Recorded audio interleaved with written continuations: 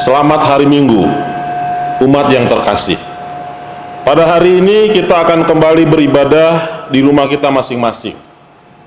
Hari ini kita merayakan Minggu Trinitas dengan tema hidup dalam penyertaan Bapa, Anak, dan Roh Kudus. Firman Tuhan pada hari ini akan disampaikan oleh Pendeta Angelin Chandra. Mari kita siapkan hati kita dengan bersaat teduh sejenak.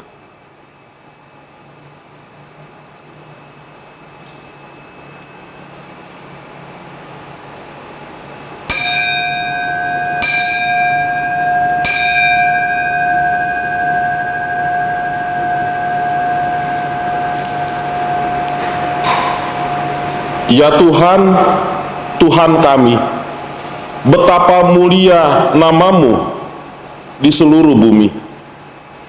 Keagungan-Mu yang mengatasi langit dinyanyikan. Ya Tuhan, Tuhan kami, betapa mulianya nama-Mu di seluruh bumi. Mari kita nyanyikan pujian bagi Tuhan, kita nyanyikan muliakan Allah Bapa.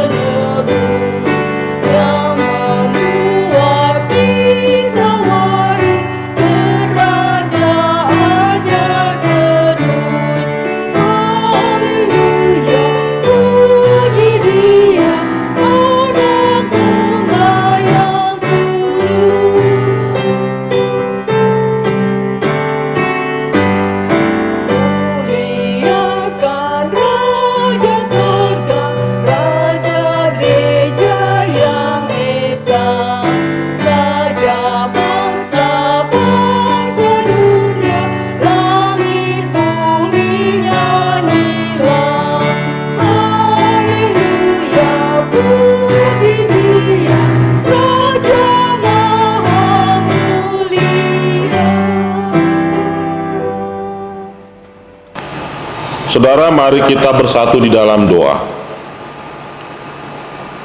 Ya Tuhan, Allah kami, yang kami kenal di dalam nama Bapa dan Anak dan Roh Kudus. Saat ini kami datang ke hadapan-Mu, mensyukuri rahmat-Mu yang selalu baru bagi kami. Buatlah hati dan mulut kami untuk senantiasa memuliakan nama-Mu. Jadikanlah hidup kami bagaikan melodi-melodi indah yang dapat menghibur sesama kami. Pada saat ini, ya Allah, kami juga hendak mengakui kesalahan kami, manakala tutur kata, tindakan, dan tujuan hidup kami belum selaras dengan citra-Mu. Ampunilah kami dan baharuilah kami, ya Roh Kudus. Di dalam nama Tuhan Yesus kami berdoa. Amin. Saudaraku, marilah kita siapkan hati kita untuk mendengarkan firman Tuhan. Mari kita menaikkan pujian.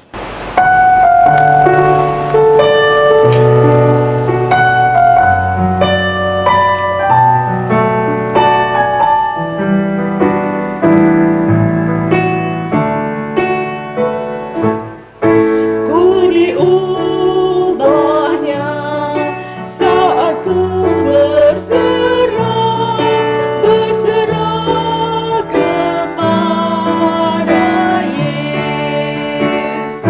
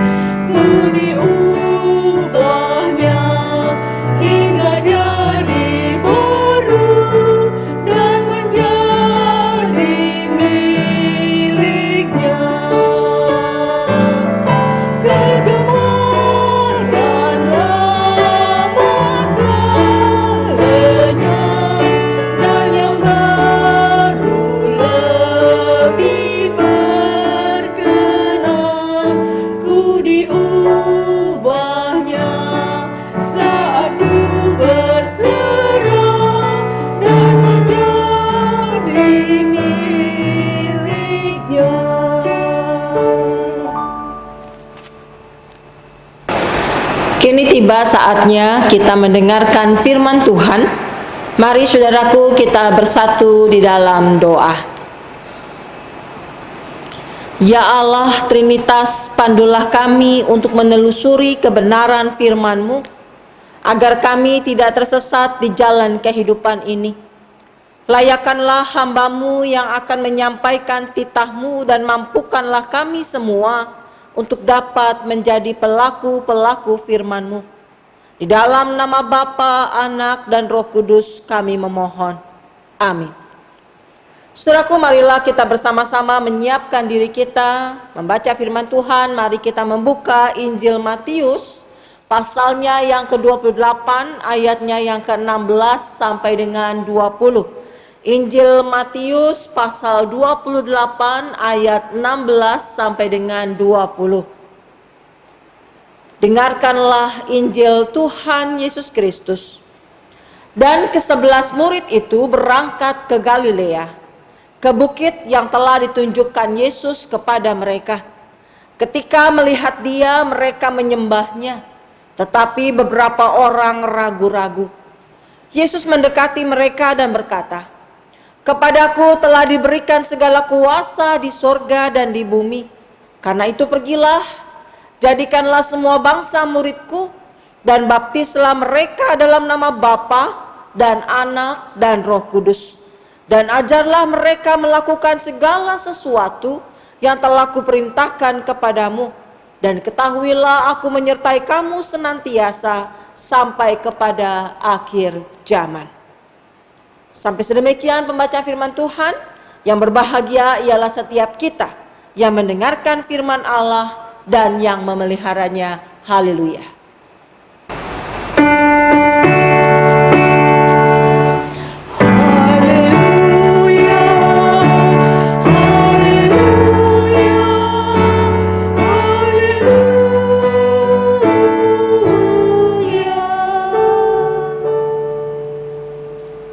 Saudaraku, pada hari ini gereja-gereja menghayati Minggu Trinitas. Ketika kita bicara Trinitas, maka kalau kita mencari kata Trinitas di dalam Alkitab, Bapak Ibu boleh coba cari dari Perjanjian Lama sampai dengan Perjanjian Baru, maka kita tidak akan menemukan kata Trinitas. Kenapa? Karena Trinitas merupakan doktrin gereja yang dikembangkan di kemudian hari, bukan pada saat penulisan Alkitab. Sebagai doktrin, Trinitas ada dalam gereja karena penghayatannya terhadap misteri iman pada Allah, pada Tuhan yang kita sembah. Gereja meyakini bahwa Allah yang diimani itu adalah Allah yang tidak terjangkau oleh akal manusia. Tidak ada satu orang pun yang dapat membuat definisi seperti apa Allah itu, bagaimana Tuhan itu.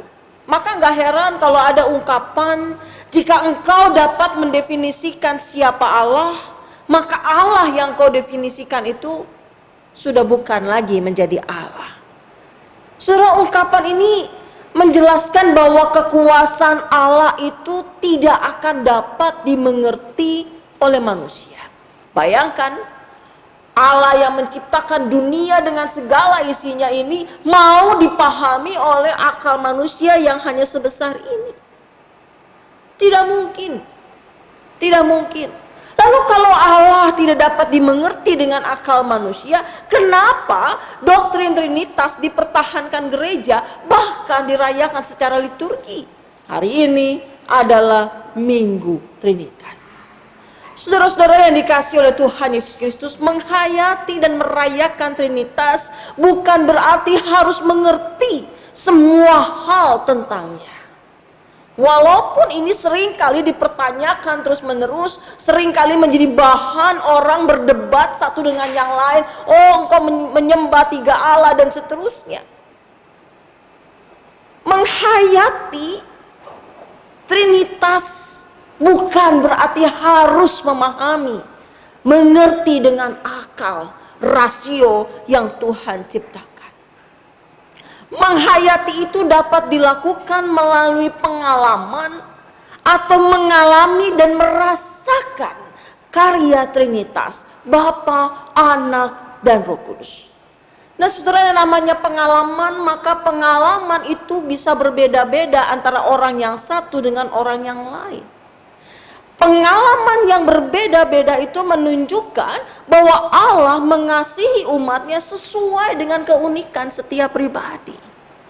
Tidak mudah saudara-saudara untuk bisa menjelaskan tentang Trinitas. Saya teringat ada satu ilustrasi tentang misionaris yang begitu menggebu-gebu dan kemudian dia berusaha pergi ke sebuah daerah dan menjelaskan tentang kekristenan. Sampai di sini masih oke, saudara-saudara. Maka kemudian misionaris ini, orang ini menjelaskan tentang Trinitas kepada pedalaman ini, kepada suku yang ada di pedalaman ini. Dia menjelaskan siapa itu Allah, siapa itu Tuhan, siapa itu Roh Kudus. Sedemikian rupa dia gambarkan, sedemikian rupa dia jelaskan. Anda bisa bayangkan, orang-orang yang mendengar penjelasan dari misionaris ini mengangguk-ngangguk. Oh, ya, oke, ya. Wah, misionaris ini senangnya luar biasa karena dia berpikir dia berhasil menjelaskan tentang Trinitas. Dia pulang, dia pergi dari daerah itu, dia kembali ke negaranya. Berapa lama kemudian dia datang lagi ke daerah itu untuk melihat sejauh mana perkembangan kekristenan yang sudah dia tanamkan, penjelasan yang sudah dia berikan. Maka di dalam pergaulannya, di dalam kehidupan sehari-hari yang dia jalani bersama dengan penduduk, dia pergi bersama-sama dengan penduduk setempat memancing ikan. Naiklah mereka perahu. Sesampai di tengah laut, ketika mau memancing, maka mereka pun berdoa, saudara. Misionaris ini manggut-manggut. Wah, ternyata jemaat ini masih rajin berdoa. Maka kemudian salah seorang penduduk itu pun berdoa. Hai engkau yang bertiga di atas, ini kami bertiga di bawah, sertai kami. Amin. Saudara mendengarkan doa yang seperti itu, kaget luar biasa misionaris. Kenapa doanya jadi seperti itu? Engkau yang bertiga di atas, kami bertiga di bawah. Kebetulan mereka bertiga ada di kapal itu. Saudara, ketika mendengar itu, misionaris ini tercengang dan kemudian dia merasa frustasi dan mengatakan, aduh, orang ini tidak memahami Trinitas. Maka kemudian dalam perahu itu dia kembali menjelaskan tentang Allah Bapa, Anak, dan Roh Kudus kepada penduduk lokal ini. Dia jelaskan lagi dan semua penduduk lokal itu sambil mancing dia manggut-manggut. Oh ya, baik Pak, baik. Berarti Trinitas itu Allah Bapa, Anak, dan Roh Kudus. Ya, misionaris senang lagi bahwa dia berhasil, penjelasannya sekarang sudah lebih dipahami. Lalu dia kembali lagi ke negaranya.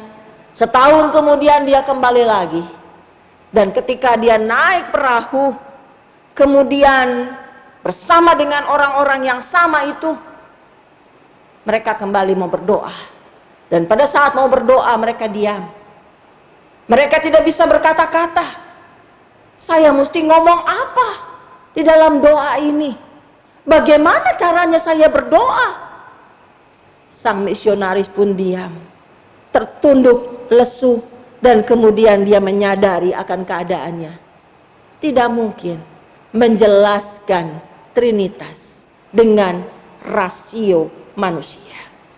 Maka akhirnya dia pun berkata, oke, berdoalah seperti biasanya kalian berdoa. Maka penduduk ini pun kembali tersenyum. Dan kemudian mereka menengadahkan kepalanya dan berkata, hai engkau yang bertiga di atas sana, kami bertiga di bawah sini, sertai kami. Amin.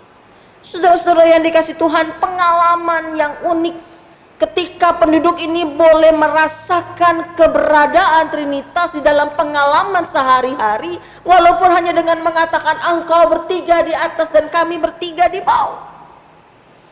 Menghayati Trinitas, merayakan Trinitas tidak melulu harus dengan cara konsep, dengan cara pemahaman rasio, tetapi bagaimana kita boleh menghayatinya dengan iman. Tapi apakah hanya itu yang bisa kita pelajari dari Minggu Trinitas ini? Mari kita lihat kembali bacaan kita. Injil Matius pasal 28 ayatnya yang ke-16 sampai dengan ayatnya yang ke-20. Saudaraku, bacaan kita menyebutkan dalam ayatnya yang ke-16 bahwa pasca kebangkitan Yesus, ke-11 muridnya kembali ke Galilea, dikatakan di sana, dan ke-11 murid itu berangkat ke Galilea. Saudaraku, rupanya Galilea memiliki peran yang sangat penting bagi penghayatan iman para murid. Ada yang menarik di sini bahwa di dalam ayat 17, kemudian kita lihat ayat 17. Dikatakan dalam ayat 17, ketika melihat dia mereka menyembahnya, tetapi beberapa orang ragu-ragu. Yang pertama dikatakan mereka menyembahnya. Ketika melihat dia mereka menyembahnya. Matius menggarisbawahi kata menyembah. Penyembahan di sini menunjukkan sebuah pengakuan akan kuasa, pengakuan akan kuasa yang lebih besar daripada yang mereka miliki. Pribadi yang disembah bukanlah sosok sembarangan. Yang disembah ini adalah Tuhan. Maka dikatakan tadi, ketika melihat dia dengan huruf besar D-nya, ketika melihat Tuhan, mereka menyembahnya. Ada sebuah pengakuan, inilah Tuhan yang maha kuasa, Tuhan yang jauh lebih berkuasa daripada saya. Hal kedua, masih dalam ayat yang bersama, dari ayat yang ke-17 dikatakan di sana, tetapi beberapa orang ragu-ragu. Siapa yang ragu-ragu? Saudara, Injil Matius pasal 28 tidak menyebutkan dengan jelas siapa yang ragu-ragu. Apakah orang-orang itu bagian dari ke-11 muridkah, atau orang lain yang turut serta dalam perjalanan ke atas bukit? Tetapi dua hal ini menggambarkan bagaimana tanggapan orang menghadapi ketika mereka bertemu dengan Tuhan, berjumpa dengan kuasa Tuhan. Maka ada orang yang langsung sujud menyembah Tuhan, tetapi ada orang yang merasa ragu-ragu. Lalu, apakah kemudian Yesus menegur? Menegur yang ragu-ragu atau memuji yang lain? Wah, kamu hebat, langsung menyembahku. Ah, kamu tuh bagaimana? Kenapa ragu-ragu? Saudara, tidak. Kita lihat ayat 18. Yesus mendekati mereka dan berkata, kepadaku telah diberikan segala kuasa di sorga dan di bumi. Dari ayat ini kita melihat Yesus tidak menegur mereka atau memuji yang satunya, tetapi mendekat mereka lalu meneguhkan mereka. Kepadaku telah diberikan segala kuasa di sorga dan di bumi. Melalui pernyataan ini Yesus menegaskan kepada yang ragu-ragu supaya apa? Supaya membuka diri dan meyakini Yesus adalah sang pemilik kuasa sorga dan bumi. Sorga dan bumi menunjukkan keseluruhan total, tetapi juga meneguhkan keyakinan setiap orang pada kuasa Allah. Ketika sudah mendapatkan peneguhan, lalu apa yang terjadi? Ayat 19, ayat favorit saudara-saudara, ayat yang terkenal. Dikatakan di sana dalam ayat 19, karena itu pergilah, jadikanlah semua bangsa muridku dan baptislah mereka dalam nama Bapa, Anak, dan Roh Kudus. Apa yang bisa kita pelajari saudara dari ayat 19 ini? Yang pertama, kalimat yang dipakai atau kata yang dipakai, karena itu pergilah. Kata pergilah adalah sebuah kata kerja aktif atau tindakan aktif, artinya bukan cuma sekedar hurufiah. Selesai ini lalu kita semua pergi ke pelosok-pelosok daerah terpencil, lalu kemudian kita mengabarkan Injil di sana. Kenapa saudara tidak hurufiah? Kasihan dong buat mereka yang sudah tidak bisa berjalan, atau yang sudah berumur lanjut, atau seperti saat ini untuk bisa pergi ke pelosok-pelosok daerah agak sulit. Kenapa? Boro-boro sampai ke pelosok daerah, saudara-saudara, keluar dari Jakarta aja kita harus melengkapi diri dengan surat izin keluar masuk SIKM. Harus ada surat bebas COVID. Kalau rapid test umurnya 3 hari. Kalau pakai swab test umur suratnya adalah 7 hari. Belum lagi surat-surat yang lain yang harus kita lengkapi untuk bisa pergi keluar dari Jakarta. Tetapi kalimat yang dipakai balik lagi adalah kalimat kerja, tindakan aktif. Lalu apakah beriman, percaya kepada Tuhan itu kita bisa lakukan sesuatu tanpa harus pergi ke daerah-daerah? Saudaraku, percaya kepada Tuhan tidak bisa pasif, tidak bisa hanya berdiam diri saja. Sadar ataukah tidak sadar, maka kita semua selalu bergerak aktif. Bahkan sudah umur lanjut pun tetap dapat bergerak aktif. Apa artinya? Bergerak aktiflah, lakukanlah kehidupanmu dengan baik. Lakukanlah hidupmu dengan baik. Itu dengan bergerak. Tetapi ayatnya yang kedua, bagian yang kedua, saudara-saudara, selain cuman pergilah, lalu yang kedua, jadikanlah semua bangsa muridku. Frasanya adalah semua bangsa. Pertama, berarti tidak ada bangsa yang diistimewakan atau dikecualikan. Semua bangsa artinya semua orang. Untuk apa? Menjadi muridku. Saudara, ada sebuah perdebatan yang menarik di sini. Apa orang dibaptis dulu, baru kemudian diajar, atau diajar dulu baru dibaptis? Ada yang kemudian berdebat di sini, saudara-saudara. Tapi kalau kita melihat ayat ini, maka dikatakan pergilah dan jadikanlah semua bangsa muridku. Menjadi murid Tuhan baru dapat dilakukan kalau orang mengenal siapa itu Yesus. Ada orang mencoba memperkenalkan, menjelaskan siapa Yesus melalui penginjilan. Enggak salah, betul juga, bisa juga. Tetapi penginjilan yang paling efektif bukan hanya dengan kata-kata, bukan hanya dengan menjelaskan Alkitab. Mari kita baca Alkitab dari A sampai Z, dari Kejadian sampai dengan kitab Wahyu. Tapi bagaimana mengajarkan, menjadikan orang sebagai murid adalah dengan perilaku kita sehari-hari, dengan tutur kata kita, dengan sikap kita.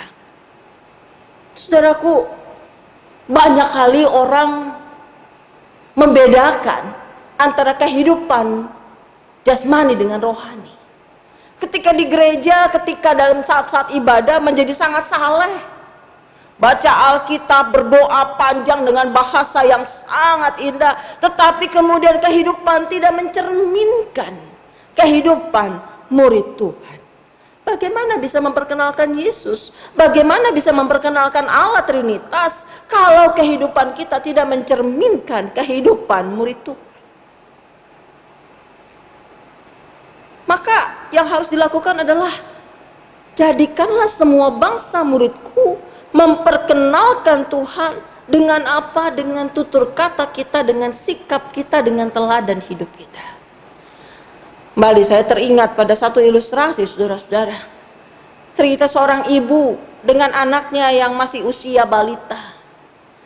Anaknya ini kemanapun ibunya pergi itu ngintili itu apa ya? Mengikuti di belakang ibunya. Si ibu ini pergi ke dapur mencuci piring, anaknya ikut di belakang. Dia pergi ke tempat sana lagi untuk memasak, anaknya ada di belakang. Dia pergi ke kamar, anaknya ada. Dia pergi ke sini, anaknya ada. Apa yang terjadi, saudara? Ketika kita berjalan, ada orang yang mengikuti kita persis di belakang kita. Ya, kagok. Setiap kali dia mundur, dia menginjak anaknya. Setiap kali dia belok dan berbalik, maka dia akan menabrak si anak. Saudaraku, ibu ini akhirnya lama-lama kesal. Kemudian bilang, aduh nak, pergilah, bermainlah ke sana, jangan ada di belakang ibu terus.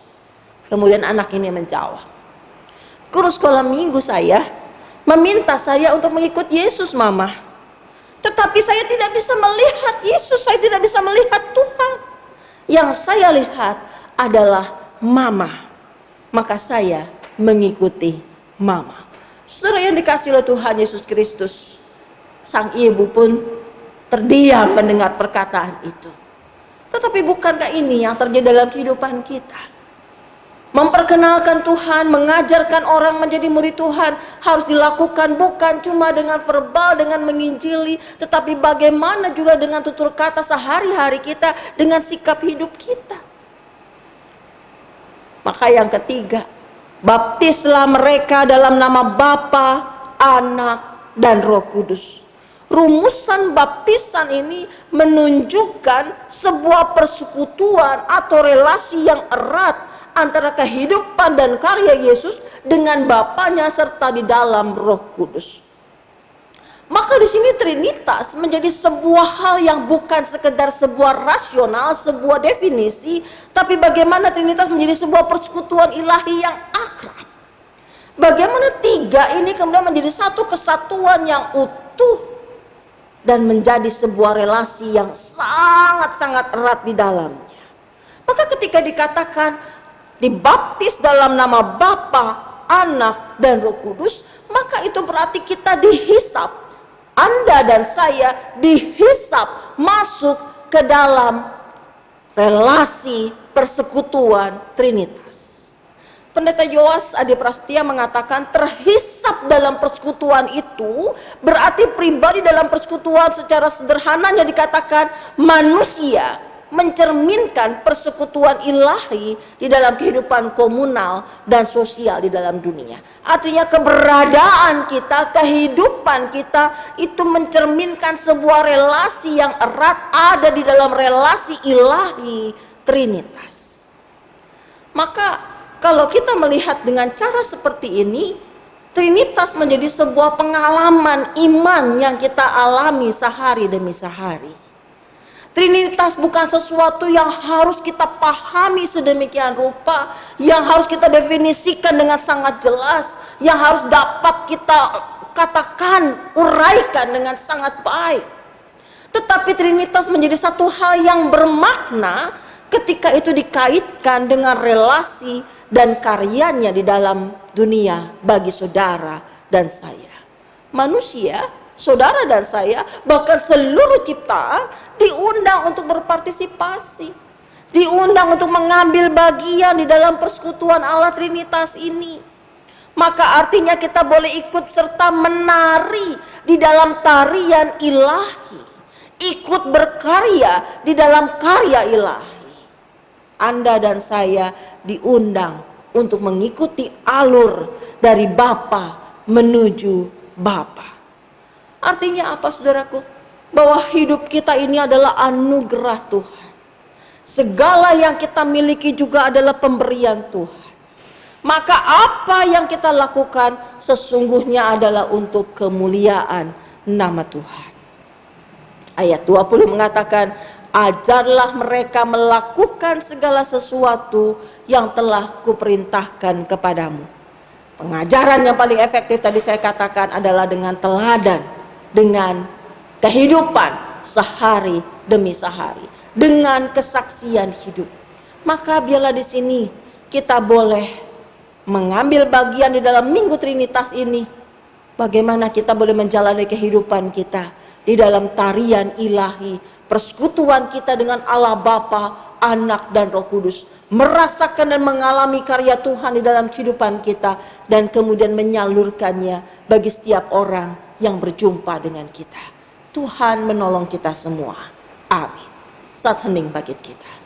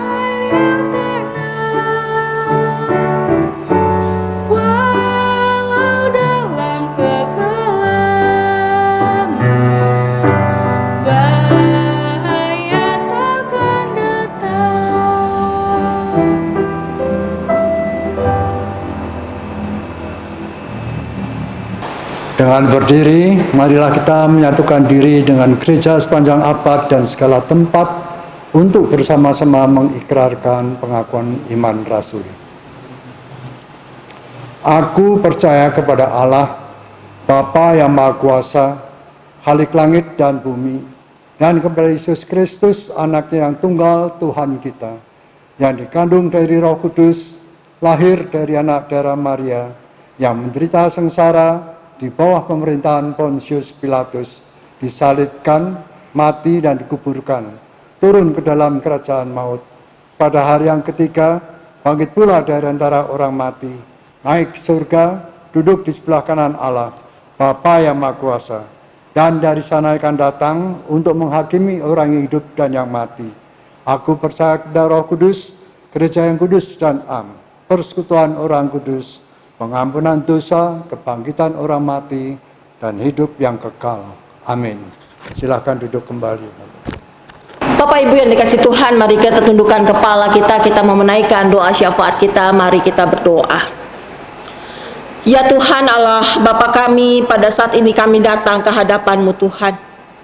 Di dalam segala keberadaan diri kami, keterbatasan kami untuk bisa memahami akan Trinitas, saat ini kami boleh diingatkan bahwa Trinitas bukan satu hal yang harus didefinisikan sedemikian rupa, tapi mampukanlah kami agar kami dapat merasakan, mengalami karya Trinitas di dalam kehidupan kami.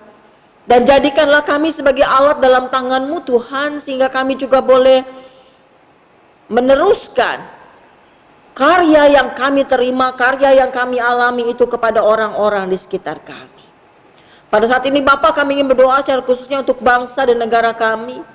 Di tengah-tengah pandemi COVID-19 ini Tuhan, ketika ada begitu banyak keputusan kebijaksanaan yang dibuat, Tuhan, biarlah Engkau yang boleh menolong dan menyertai sehingga setiap keputusan yang diambil adalah keputusan yang baik untuk bangsa ini.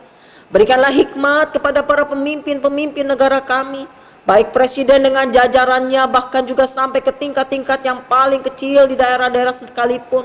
Tuhan tolong, supaya biarlah kami boleh bersatu padu menghadapi pandemi COVID-19 ini. Tuhan sertai setiap tim medis yang ada, Tuhan sertai setiap gugus tugas yang ada, dan setiap orang, setiap relawan yang mengambil bagian di dalam mengatasi pandemi COVID. Tuhan yang boleh menyertai satu demi satu, memberikan kekuatan, kesehatan, dan penyertaan Tuhan. Juga setiap saudara-saudara sebangsa kami yang harus terbaring sakit, menjadi pasien karena terpapar akan COVID-19, Tuhan juga yang boleh memberikan kekuatan dan pengharapan. Juga setiap keluarga yang harus mendampingi, yang harus menjaga isolasi dan seterusnya, Tuhan juga yang boleh menyertai. Tuhan, biarlah Engkau yang boleh terus menolong. Kami ingin juga untuk gereja kami, GKI Kepaduri, dengan setiap program kerjanya. Tuhan, kami menyadari dengan pandemik ini maka ada begitu banyak keterbatasan yang terjadi di gereja kami. Namun biarlah Bapa, segala keterbatasan yang ada itu tidak menghalangi kami untuk tetap memberikan yang terbaik untuk-Mu Tuhan. Sehingga biarlah kami GKI Kepaduri boleh tetap menjadi kesaksian yang indah bagi sekitar kami.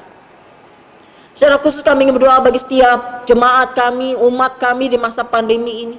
Ketika mereka harus mengalami begitu banyak kesulitan, pekerjaan dan usaha yang penghasilannya jauh di bawah, yang harus mengalami banyak hal, Tuhan, biarlah Engkau juga yang boleh menyertai umat kami.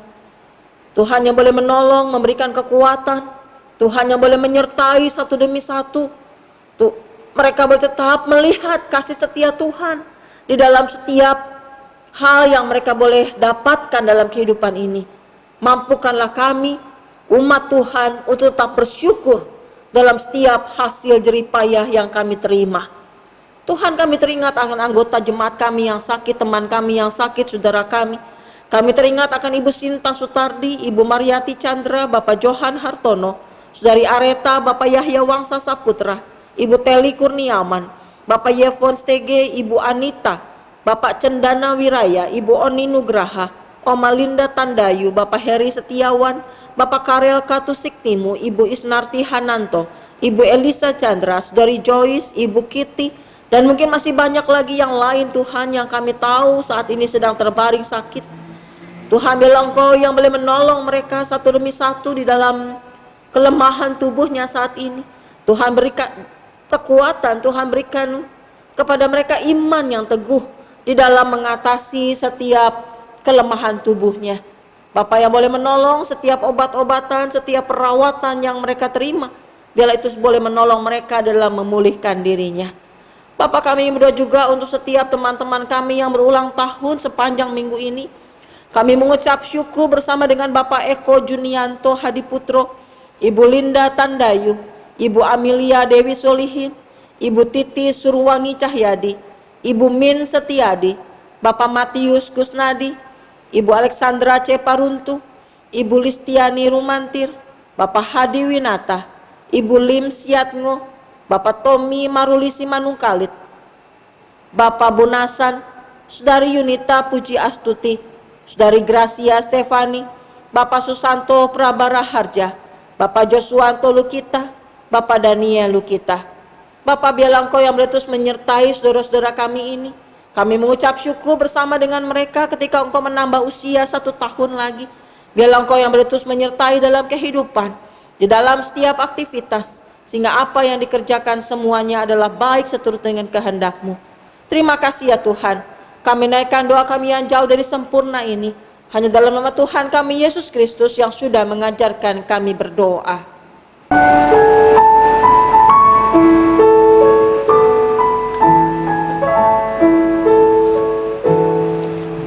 Bapa kami yang ada di surga, dikuduskanlah nama-Mu,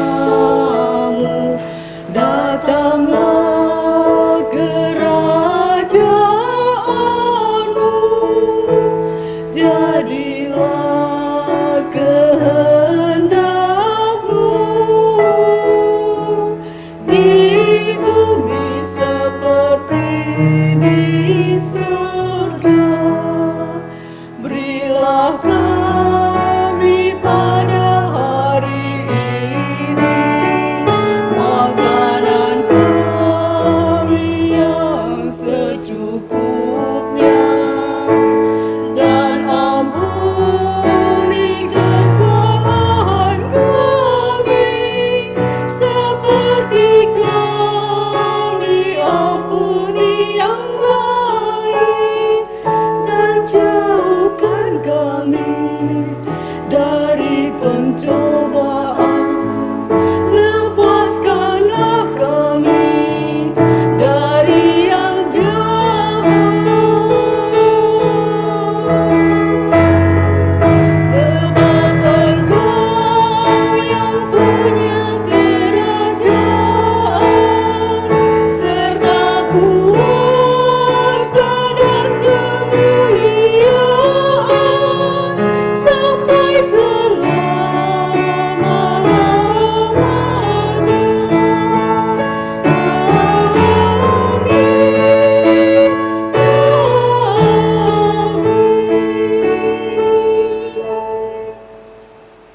Saudara-saudaraku, marilah kita nyatakan syukur dengan persembahan syukur kita.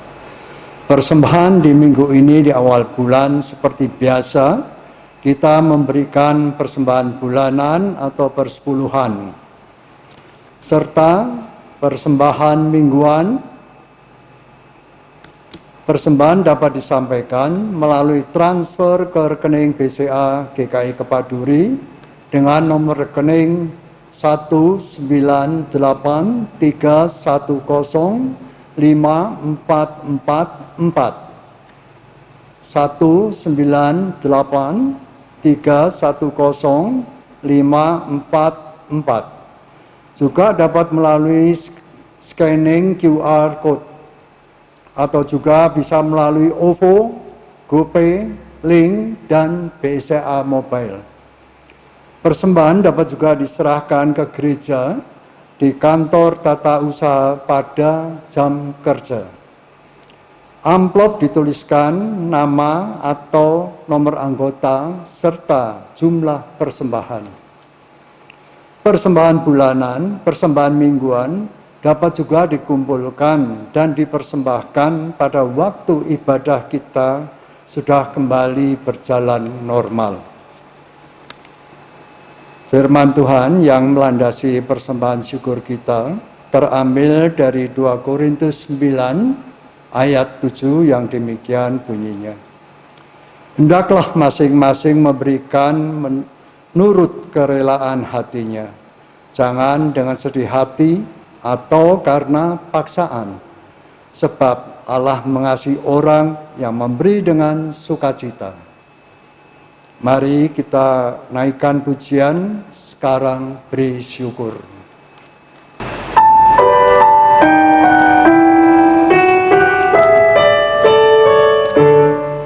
Sekarang bersyukur, hai hati mulut tangan, sempurna dan besar segala karya Tuhan, diberinya kita pun anugerah dan berkat yang tak terbilang terus, sempurna dan tetap.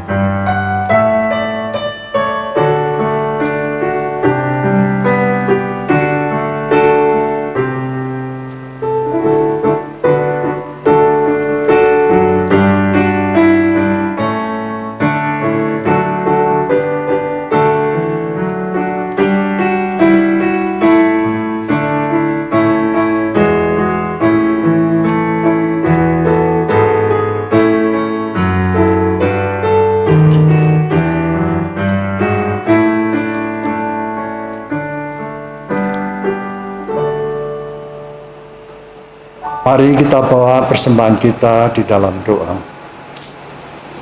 Bapa di dalam surga, kami mengucap syukur atas pemberian-Mu di sepanjang minggu ini. Ya Roh Kudus, ajarlah kami untuk senantiasa berbagi dengan sesama kami yang membutuhkan. Sebagaimana Engkau mau berbagi kepada kami, saat ini kami membawa persembahan persepuluhan dan persembahan mingguan kami. Terimalah ya Allah. Kami serahkan syukur kami di dalam nama Tuhan Yesus, Sang Pemelihara kehidupan kami. Amin.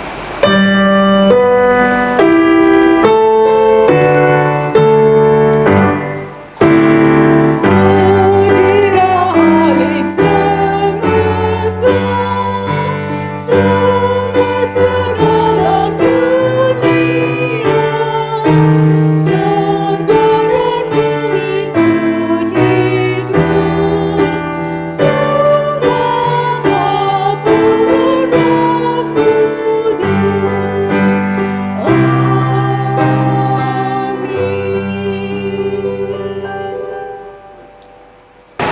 Umat terkasih, di tengah situasi pandemi yang kita hadapi saat ini, tetaplah berdoa agar Tuhan senantiasa menguatkan kita melewati hari-hari ke depan yang penuh dengan misteri. Marilah kita naikkan pujian, Tuhan yang pegang.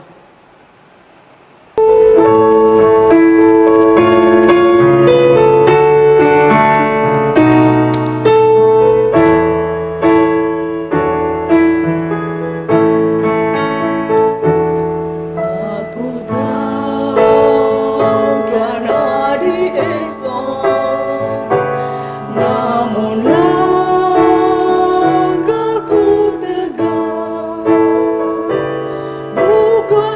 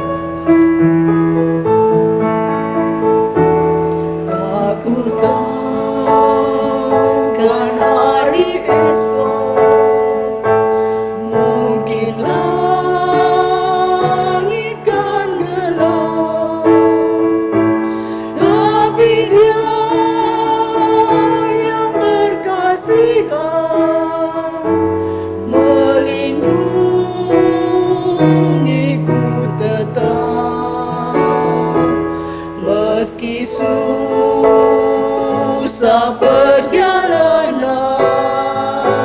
gelombang dunia menderu, dipimpinnya ku bertahan sampai akhir langkahku. Banyak hal tak ku fahami dalam masa menjelang, tapi terang bagiku ini tangan Tuhan yang pegang.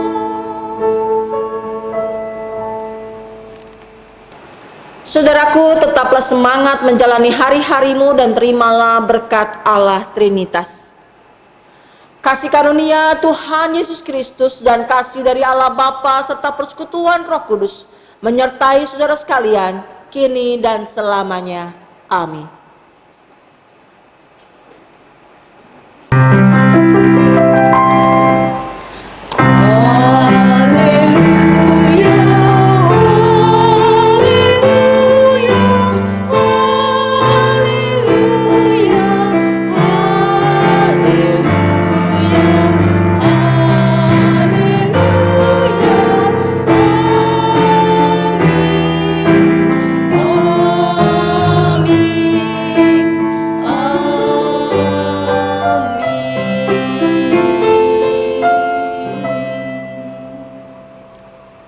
Saudara sekalian, ibadah kita sudah selesai.